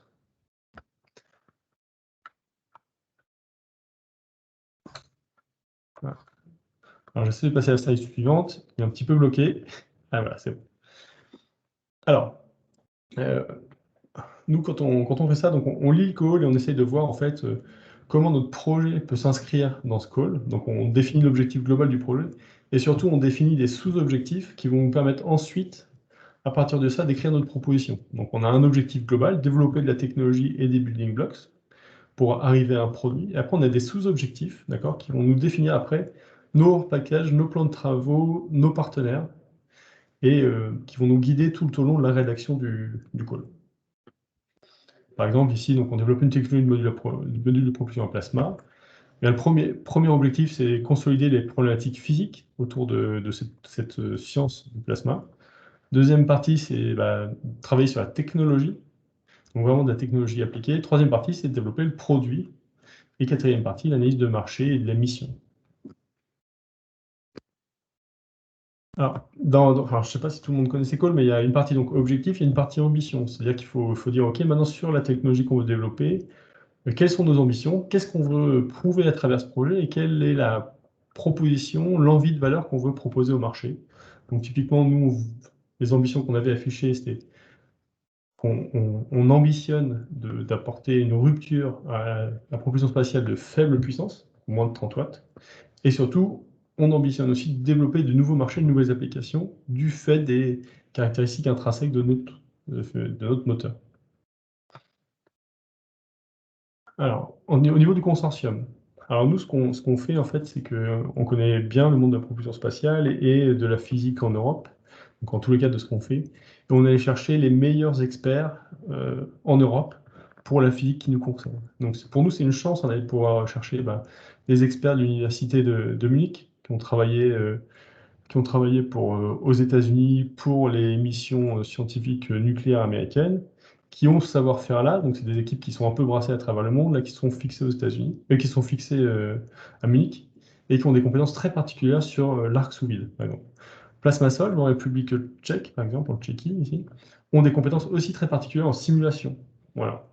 Donc, on allait chercher, voilà, ce laboratoire, cette entreprise, et le CNRS. Donc, on travaille avec deux CNRS, aussi un CNRS à Toulouse, qui est de la place, et le CNRS ICAR, qui est à Orléans. Donc c'est pareil, des chercheurs extrêmement réputés dans le domaine, et qui vont nous permettre à chaque fois d'améliorer notre connaissance de la physique. Donc ça, c'est pour la partie science. Et après, pour la partie produit, donc ces consortiums, ça nous permet de mélanger donc, la science et l'industrie. Donc on va chercher OLB en Suède, et Thales en France, qui vont nous permettre de nous guider un peu sur les spécifications, les besoins que eux ils voient sur leur satellite. Et en mélangeant donc la partie, on va dire, industrie, science et technologie, on arrive finalement à un produit. Un produit qui est pour le coup ici, qui a une physique extrêmement complexe, mais qui se décline après en termes de technologie dans quelque chose de relativement simple. Alors, une fois qu'on a gagné le projet, donc il y a une structure à mettre en place afin de pouvoir gérer le projet. Nous, voilà, on interagit avec la Commission européenne, donc à travers moi, je suis le coordinateur du projet. Mais pour pouvoir gérer au mieux ce projet, on a découpé la partie administrative de la partie technique. Donc moi, je coordonne tout, mais j'ai quelqu'un qui m'aide sur la partie administrative. Alors pour se rendre compte, sur un projet 1,7 million, on a environ 300 heures d'interaction administrative annuelle avec les différents partenaires, l'Union européenne. Voilà, ça donne les ordres de grandeur. On a donc voilà, on a des responsables techniques, responsables de développement produit avec qui on interagit. Et à chaque fois, on crée des assemblées générales où on réunit l'ensemble des participants. Et donc, c'est plusieurs fois par an avec qui on va échanger, créer des plans de travaux par tranche de 6 mois. Bon, par tranche de 6 mois, on définit quels sont nos objectifs et tous les 6 mois, on se voit, on fait un bilan sur les objectifs, on compare les résultats et on essaie de faire progresser la connaissance sur le sujet. Après, voilà. Après, en termes de produits, on va dire en tant que tel, ou de projet en tant que tel, ça se mène comme un projet classique. Dans le spatial, c'est comme un projet ESA, donc souvent en coopération internationale, ou un projet CNES, en collaboration qui va être plus locale, mais c'est les mêmes idées. On lotit, on a nos analyses de risque, on définit nos organigrammes techniques, les différents building blocks qu'on valorise à travers différents produits. On a différentes lignes de développement pour chacun des building blocks et on a un planning global qui nous permet de monitorer le projet et coordonner les activités entre les différentes personnes. Alors là, je donne un exemple, typiquement sur la science. Donc on travaille avec plusieurs entités. Donc ce que je vous ai dit, c'est plusieurs CNRS, le laboratoire allemand de Munich, Comat et l'entreprise de Tchéquie. Et donc on a un programme de travail où on partage, où chacun amène son savoir-faire. Et ce savoir-faire-là, qui vient de toute l'Europe et tout le monde a des sensibilités, du matériel différent, nous permet de mesurer plusieurs fois la même chose et de comparer ces données. Donc là, on a des points de comparaison de données qui nous permettent d'enrichir notre connaissance du système, de développer des modèles qui nous permettent après de développer de meilleurs produits. Voilà. Vite, je suis déjà à la conclusion. Donc, en conclusion, moi, sur les projets européens, donc la première question, c'est qu'est-ce que l'on a besoin? Donc, pour moi, la première chose, c'est qu'on a besoin de proposer une offre de valeur, une innovation en termes de service ou de produit pour en déposer un. Donc, nous, c'est ce qu'on a fait, donc disruptif ou pas. On a besoin d'une bonne connaissance du marché, hein, parce que pour monter les dossiers européens, en effet, il faut bien décrire le marché, les applications, les différents acteurs. De sélectionner le call le plus adapté, bien sûr, à ce que l'on veut faire. D'avoir des ambitions, aussi bien pour l'entreprise que pour la technologie. Si on y va avec peu d'ambition, à mon avis, il y a peu de probabilité que ça passe. Et nous, on s'appuie avec sur des consultants experts, alors pas tout le temps, mais la plupart du temps, pour monter nos projets européens. Donc là, en l'occurrence, là, c'était Apsyscape qui nous a aidé à monter les quelques projets européens qu'on a fait. Alors pourquoi le faire? Première motivation, évidemment, c'est développer la technologie pour développer l'entreprise. Deuxième motivation, pour pouvoir être en contact avec des partenaires européens qui sont experts dans leur domaine. Des fois, enfin, ça arrive assez souvent que dans ce qu'on fait, les compétences, elles ne sont pas que en France, elles sont un peu partout en Europe. Et c'est quand même très bien de pouvoir aller chercher pour développer, pour partager la connaissance au maximum. Et ensuite, ce qui est très intéressant, c'est de pouvoir de travailler en environnement multiculturel, hein, ce qui est largement le cas pour le spatial. Et dans un projet européen, on peut travailler surtout avec des pays avec qui on n'a pas l'habitude. Les pays de l'Est, on a assez peu l'habitude de travailler avec eux, nous, pour ce qui est de notre cas, et c'est vraiment très enrichissant. Et voilà, donc là, merci pour votre attention. Juste, j'ai plusieurs photos. Donc là, typiquement, c'est la photo de gauche, c'est le kick-off du consortium. Donc on voit que ça fait des réunions avec une vingtaine de personnes. Donc là où tout le monde peut amener quelque chose de la construction du projet. Et là, c'est les différents essais dans les différents laboratoires avec qui on travaille. Voilà, merci beaucoup. Si vous avez des questions. Merci, merci Luc. Alors moi, j'aurais une question voilà, à te poser. Je pense que peut-être elle intéressera nos auditeurs. Tu estimerais à combien le temps du montage, de la préparation de la proposition en temps? Est-ce que tu aurais une idée à nous donner sur le temps que tu as passé pour monter cette proposition avant qu'elle soit acceptée? Alors du coup, oui.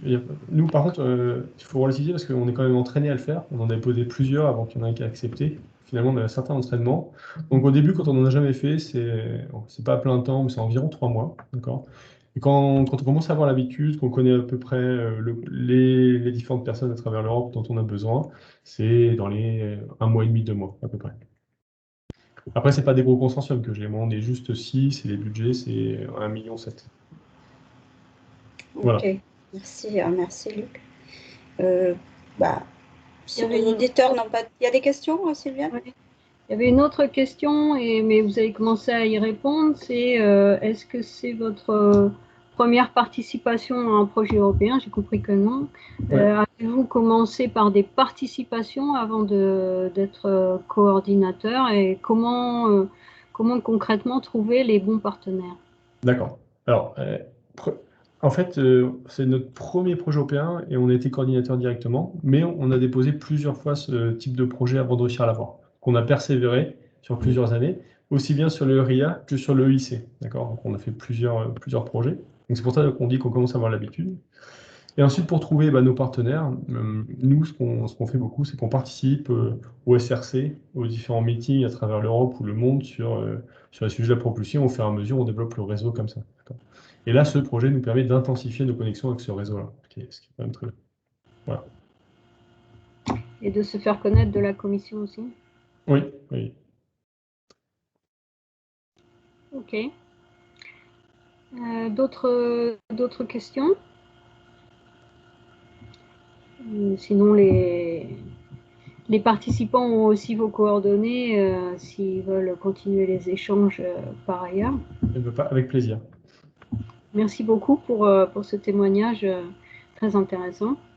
On va passer la parole à Fabienne qui va nous donner des informations sur comment trouver du spatial aussi en dehors des calls qui nous ont été présentés par Rémi. Là, Fabienne, vous voyez la présentation, c'est bon? Oui, en tout cas, moi, je la vois. Et du coup, je passe mes planches, là, Sylviane, ou je les passe? Alors, si j'arrive à te donner la main.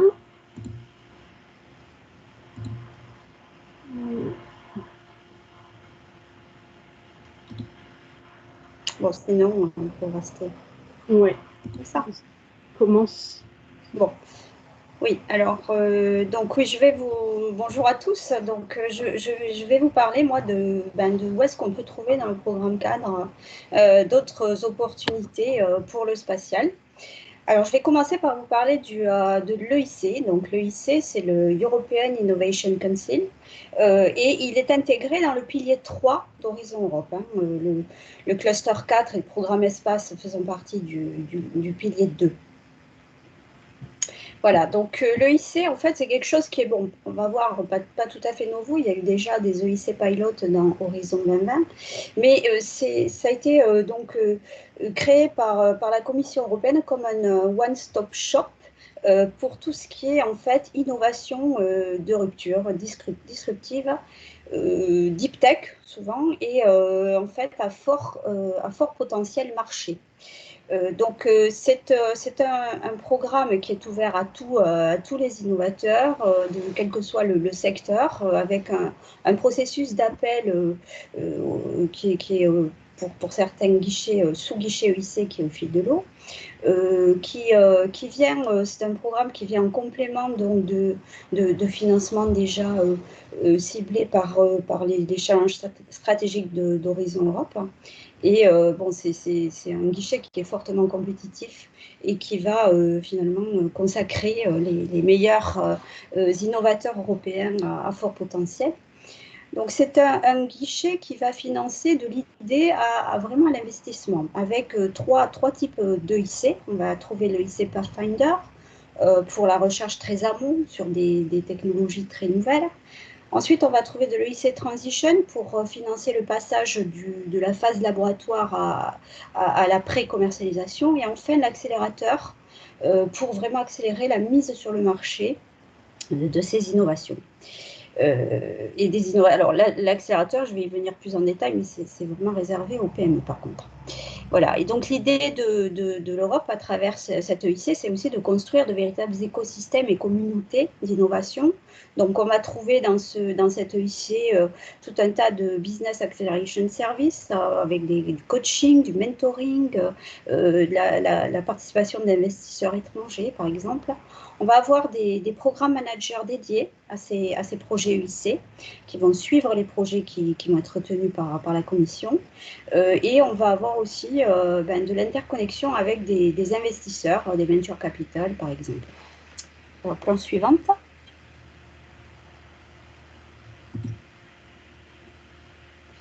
Voilà, donc comme je vous disais, l'EIC, c'est le programme qui fait partie du pilier 3 d'Horizon Europe, qui avait donc été lancé à titre pilote dans Horizon 2020. On avait déjà dans Horizon 2020 des projets dits EIC Pilot. Voilà. Donc, je vous l'ai déjà dit précédemment, c'est le support aux innovations de rupture avec un fort potentiel marché et un marché qui soit international.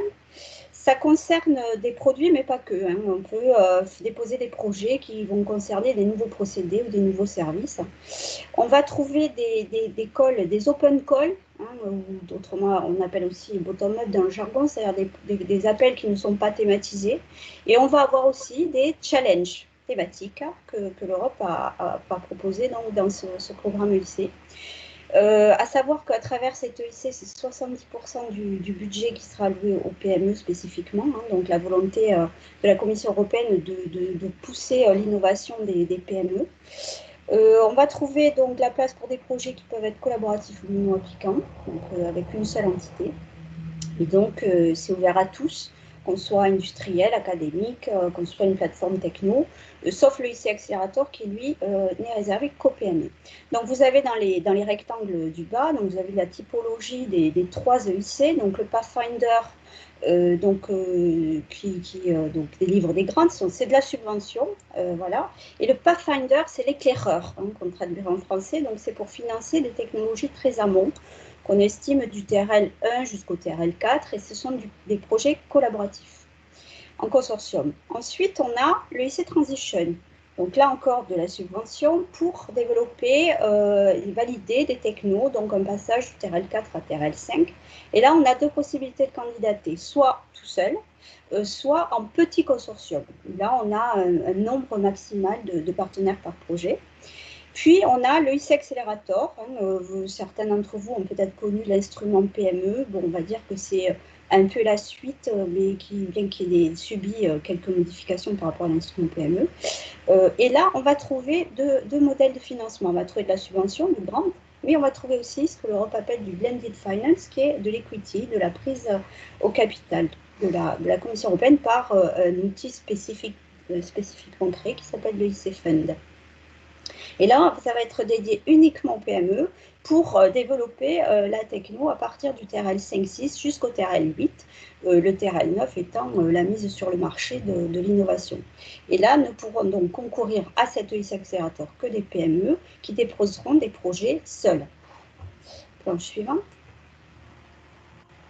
Voilà, donc si cette EIC vous intéresse, sachez qu'il va y avoir le 30 juin prochain à 15 h un workshop organisé par l'agence USPA spécifique sur les EIC Opportunities pour les Space PME. Donc je vous invite à suivre ce webinaire et sur la planche vous avez le lien pour l'inscription, donc avec un lien hypertexte où vous aurez ces présentations à l'issue du webinaire. C'est un webinaire conjointement organisé par l'USPA, la DG Défi et l'EIC.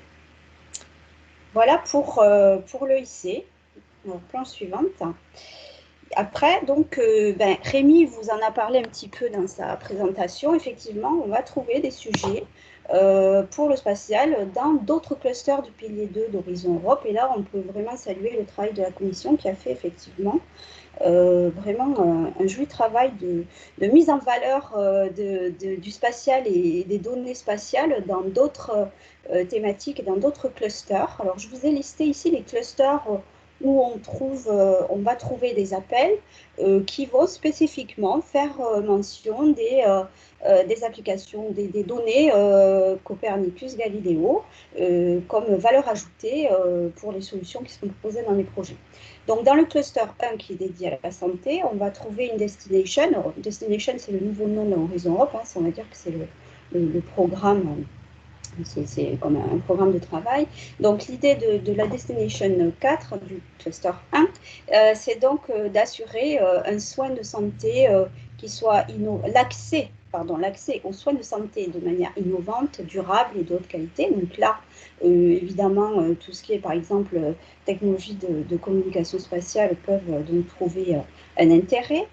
Le cluster 3 est dédié à tout ce qui est la sécurité civile pour la société. Et là encore, beaucoup de possibilités pour les acteurs du spatial et pour la donnée spatiale, notamment sur des thématiques qui vont traiter de la lutte contre le crime et le terrorisme, de la surveillance des frontières ou de la surveillance maritime, la sécurité maritime, et là, typiquement, donc, de l'intérêt pour le spatial.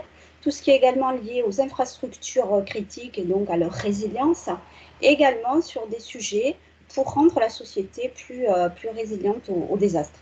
Donc là encore, des possibilités. Planche suivante. Dans le cluster 5, là, on va traiter de tout ce qui est lié au climat, à l'énergie et à la mobilité. Et là encore, plusieurs possibilités pour le spatial. Donc, destination 1, c'est tout ce qui est lié aux sciences climatiques et aux réponses pour vraiment atteindre la neutralité climatique. Destination 3, on est sur l'énergie et la fourniture d'énergie, donc pour fournir une énergie de manière durable, sécure et compétitive. Destination 4, c'est tout ce qui est lié à l'utilisation de l'énergie, là encore avec de l'efficacité, de la durabilité et de l'inclusivité. Destination 5, c'est les solutions pour un transport, donc au sens large, hein, tout mode de transport confondu, plus propre et plus compétitif. Et destination 6, là, c'est tout ce qui concerne les services de la smart mobilité pour les passagers et les biens. Voilà. Planche suivante. Alors, pour finir sur ces clusters, donc, on a aussi un gros cluster qui est le cluster 6, qui est dédié à tout ce qui est alimentation, bioéconomie, ressources naturelles, agriculture et environnement. Et là encore, toute une série de destinations où on va trouver des appels mentionnant spécifiquement les technologies Galileo Copernicus, donc destination 1, tout ce qui est lié à la biodiversité et aux services aux écosystèmes. La Destination 3, c'est l'économie circulaire et les secteurs de la bioéconomie. Destination 4, l'environnement propre et zéro pollution. Destination 5, tout ce qui est lié aux terrestres, aux océans et aux eaux pour l'action climatique. Destination 6, tout ce qui est lié à une meilleure, à des communautés, on va dire, rurales, côtières et urbaines plus résilientes, plus inclusives et plus healthy et vert, green. Hein, c'est le green souhaité par la Commission européenne. Puis destination 5, là, 7, pardon, on est plutôt sur des actions liées à la gouvernance en matière d'observation environnementale et solutions digitales en support au Green Deal de l'Europe. Voilà, donc vous voyez qu'il y a pléthore de sujets. Je crois que Rémi a mentionné plus de 100 appels. Effectivement, je constate qu'il y a effectivement de nombreuses possibilités. Je vous engage vraiment à aller regarder un petit peu dans ces clusters. C'est facilement repérable, hein, parce que la Commission a quand même fait ça très bien, puisqu'elle a mentionné avec le terme Copernicus ou le terme Galiléo, vous allez très rapidement atteindre dans ces vastes programmes de travail les appels qui font appel à ces données spatiales. Voilà. Je voulais, pour terminer, vous parler aussi d'un autre pilier, parce qu'on l'oublie trop souvent dans nos webinaires et il concerne quand même beaucoup la communauté de recherche. C'est le pilier 1, dédié à tout ce qui est excellence scientifique.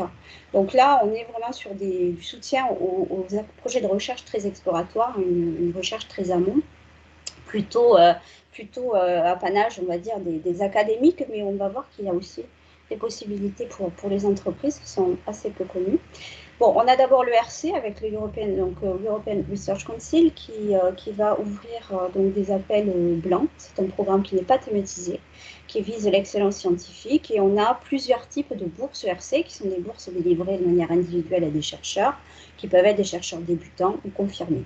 Ensuite, on a les actions Marie Curie, qui là vont concerner plutôt la mobilité des chercheurs entre pays, entre différents secteurs, différentes disciplines. On est sur des projets de recherche, mais aussi des programmes de formation. Et là, on aura 5 types d'actions, donc des réseaux de doctorants, projet ITN, on a des bourses post-doctorales, on a des échanges de staff, programme RISE, et on a des programmes de mobilité de formation comme le CoFund. Et enfin, dernier sous-programme de ce pilier 1, donc le Research Infrastructure. Donc là, c'est pour le développement des infrastructures de recherche européenne d'excellence. Et là, on a donc ces appels qui sont réservés, plutôt réservés au développement d'infrastructures et qui vont concerner 3 priorités clés qui sont le Green Deal, le numérique et l'économie pour les citoyens. Voilà, donc là, ce pilier 1, c'est des programmes qui ne sont pas thématisés, mais les acteurs du spatial ont tout à fait leur place également dans ce pilier. Je crois que j'en ai terminé. C'était, je pense, ma dernière planche. Voilà, si vous avez des questions, n'hésitez pas à les poser.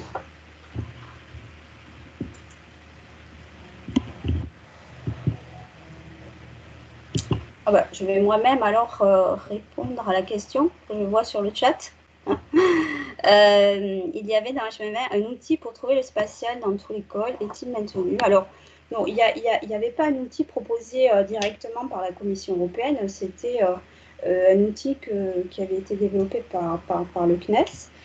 Voilà, donc je vais peut-être laisser Hélène répondre sur ce point, mais c'est un sujet qu'on est en train d'étudier au niveau du PCN, voire de mettre à disposition de notre communauté spatiale française ce genre d'outils. Mais avant qu'Hélène peut-être complète mes propos, sachez qu'avec un contrôle F dans les work programmes des clusters, avec des mots-clés comme Copernicus, Galiléo, vous allez très facilement atteindre les appels concernés. Voilà. Oui, donc effectivement, cet outil avait été développé par une de mes collègues, à la demande d'une de mes collègues du CNES. Donc, on l'avait maintenu pendant tout le programme H2020. Donc, pour l'instant, il n'a pas été mis en place dans Horizon Europe. On réfléchit justement à savoir comment on pourrait mettre quelque chose peut-être d'équivalent dans Horizon Europe.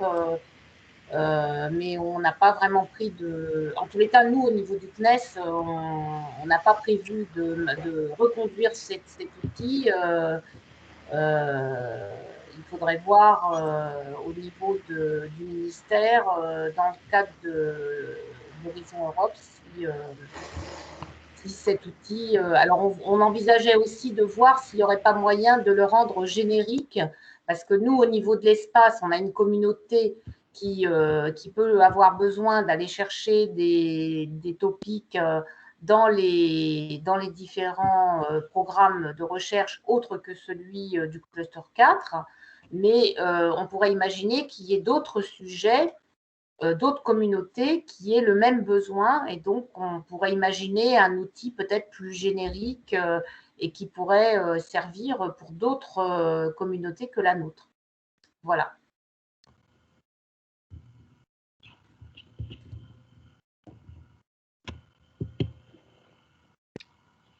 Ok. Est-ce qu'il y a d'autres questions? Pas pour l'instant. De toute façon, on va… Si on a une question sur l'OIC que je vois arriver sur le chat. Alors oui, il y a une question pour la différence entre l'OIC et Cassini. Bon, alors déjà, la première différence que je vois, c'est que l'OIC, il n'est pas spécifique au spatial, alors que Cassini l'est. Hein. Déjà, l'OIC, c'est un programme qui est totalement open, on va dire, enfin en tout cas qui n'est pas thématisé, où on va trouver aussi bien des projets santé, biotech, environnement que spatial. Et, en revanche, Cassini, c'est l'initiative de la Commission européenne pour le spatial, pour développer tout ce qui est entrepreneuriat notamment, autour du spatial et du New Space. Voilà. Donc, Cassini… J'irais même plus loin. Il y a des financements d'actions Cassini qui se… Oups, on ne t'entend plus, Sylviane. Il n'y a que moi. Là, je suis en figé. Sylviane, c'est figé. Ouais. Bon. C'est dommage. On va la suite. Alors, ah, ça y est, c'est revenu. C'est revenu. Vas-y. Oh, c'est moi ou c'est la présentation? Ah. Ben là, en l'occurrence, on attend avec impatience la fin de ta réponse. Bon. Je suis désolée. Moi, c'est la réponse que je peux vous apporter en attendant que le son de Sylviane revienne. Mais ça n'a pas l'air de revenir. Vous m'avez… Bon. Alors, ce qui est un peu ennuyeux, parce que c'est quand même Sylviane qui doit faire la conclusion de notre webinaire. Donc, j'espère que le son va revenir. Sylviane, tu peux peut-être fermer ta présentation? Et là, maintenant, c'est bon? Oui. Ouais. C'est bon? Je suis de retour? Oui, oui, on t'entend bien là. Ok, alors, excusez-moi. Pour dire que certaines actions de Cassini seront financées sur budget EIC. Oui, ouais. Voilà, ça c'est les mécanismes internes de la commission pour pour croiser les budgets. Mais voilà, globalement, c'est ce qu'il faut retenir comme différence. Et après, je crois qu'il y a une autre question qui est arrivée sur le chat sur est-ce que la destination 3 du call Horizon Europe a déjà été présentée en webinaire? Si oui, est-ce possible de trouver la présentation en ligne ou la recevoir par email? Alors, je suppose que vous faites référence aux différentes destinations que j'ai présentées moi-même dans les différents clusters. Donc, si j'ai bien compris votre question, oui, la réponse est oui. Vous avez, en général, il y a eu tout un tas de webinaires qui ont été organisés par le MESRI et par le PCN, que d'ailleurs vous pourrez retrouver tous les enregistrements de ces webinaires sur le site horizoneurope.gouv.fr du MESRI.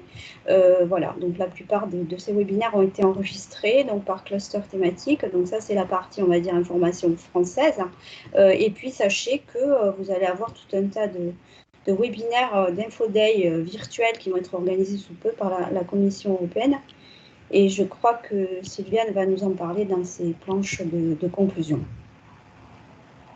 Oui, effectivement. Alors, j'espère que vous voyez les planches ainsi. Oui, on les voit. Et aussi que vous m'entendez bien. Alors, ce que je voulais vous préciser, alors si la destination 3, c'est la destination 3 du call du cluster 4, à ce moment-là, vous trouverez toutes les informations sur le site horizoneurope.gouv.fr qui répertorie l'ensemble des webinaires qu'on met à votre disposition. Et donc vous avez, comme l'a dit Hélène, tout un tas d'informations sur ce site. Vous avez aussi une présentation plus spécifiquement du cluster 4. Et à l'intérieur du cluster 4, un sous-dossier, je dirais, sur l'aspect numérique, industrie ou espace. Donc, dans le domaine espace en particulier, c'est là qu'on va lister toutes les informations que l'on souhaite vous donner et qui concernent le domaine espace. En particulier, c'est là que vous trouverez les liens sur le webinaire d'aujourd'hui et les présentations. Et de même, alors la destination 3, je pense que c'est numérique, donc vous trouverez toutes les informations ici dans le dossier numérique. Et pour finir sur ce que Rémi a déjà présenté tout à l'heure, les prochaines échéances du domaine et de Horizon Europe en général, c'est les RNI Days qui ont lieu donc les 23-24 juin prochain, et puis surtout les InfoDays que la Commission organise dans la foulée, et ainsi que les rencontres organisées par le réseau de PCN européens qui seront une nouvelle occasion d'échanger sur le programme de travail et d'avoir des informations toujours complémentaires. Voilà, nous voici à la fin du webinaire d'aujourd'hui. Si vous n'avez pas d'autres questions, c'est vrai que nous avons reçu beaucoup d'informations par la Commission, par vos correspondants de PCN, un témoignage de lauréats très inspirant. Maintenant, je vous rappelle que l'enregistrement de ce webinaire et les planches seront disponibles sur le site internet, que je vous encourage à regarder très régulièrement.